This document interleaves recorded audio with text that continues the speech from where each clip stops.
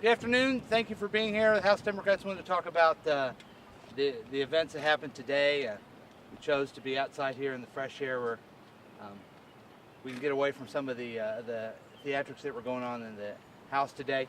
Particularly this omnibus sham ethics bill that we saw passed today, and just a really sad demonstration of a lack of commitment to real ethics reform in the state of Missouri.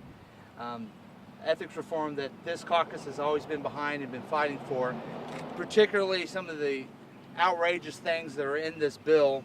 And quite frankly, guys, I don't know if I have enough time to go through all of them, but let me give you some of the things that are outrageous in this bill. The bill would say that any Missourian who attempts to contact a lawmaker other than their own senator or representative about issues before the General Assembly to register as a lobbyist. So they're going to cut down the voice of people here at the state capitol. That is on page 16, line 125 through 128. The bill clearly had the Voter Disenfranchise Act that the Republicans have been pushing for years, that would require people who do not currently have a government ID to get it to vote, as opposed to just the regular information that they have. This would allow the lieutenant governor to sue on behalf of the state government on anything that he feels like he would need. It also had a provision in here that would hurt workers from having the right to organize and protect themselves in different industries. That's bad stuff. But what's worse about the outcome of today is that the Republican majority is going to go around and say they did ethics reform, and it didn't include any of the important provisions that the bipartisan committee voted out 12-0. And one of those things that we've been pushing for is campaign finance limits. Now, they kept saying that there was no ethics bill that was filed with a campaign finance limit, and in truth, my bill that this caucus supported was the first bill heard in that committee. I didn't call it ethics reform bill. The Speaker of the House did when he put it at that committee. But instead, this bill has a $20,000 limit, which is just outrageous, only for statewide. It exempts the members of the General Assembly. So we clearly know that the Republican majority wanted to exempt themselves and put restrictions on other people that are running for office. And quite frankly, the $20,000 limit just does not pass the Missouri common sense approach of, is there a real limit? The bipartisan committee said $5,000 would be the limit. We were going to be okay with that. My bill was $350. But now we have no limits for members of the General Assembly, and that is a shame. And then what you also saw on the floor is a lack of voice from the Democrats. I think the Speaker said he heard all he wanted to hear from his members. Well, I have to let the Speaker know that we represent our districts as well.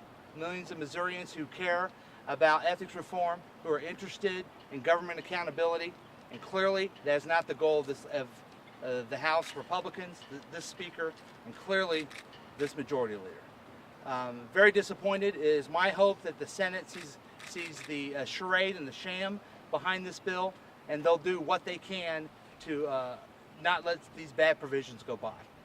So with that, we'll answer your questions. Our leadership team is here, our ranking member of the Ethics Reform Committee, and I can't look at this caucus without looking. All these people have worked very hard on ethics reform because it's a core value to our caucus to make sure that we have the trust and accountability of the people of Missouri. So I'll be able to answer any question. If I can't, I'll relay it to someone else. Do you believe it's a constitutional bill? Well, and that's a good question. The question is it constitutional? There are so many different subjects in there. It only applies to certain statewide as the campaign limit. It clearly could be challenged under Hammer-Schmidt. Clearly.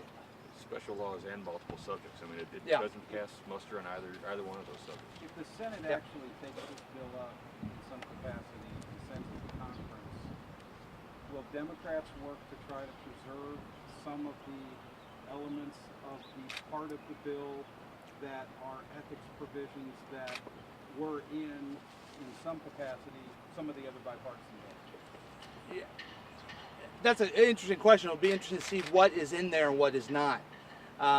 There are some provisions in there that clearly were sponsored by Democrats in the past. So we'll see what's in there. But you know, our contention, and the governor's been pushing this with his platform, and he's been very clear. Democrats have been very clear that real ethics reform doesn't come unless you have a clear campaign finance limit.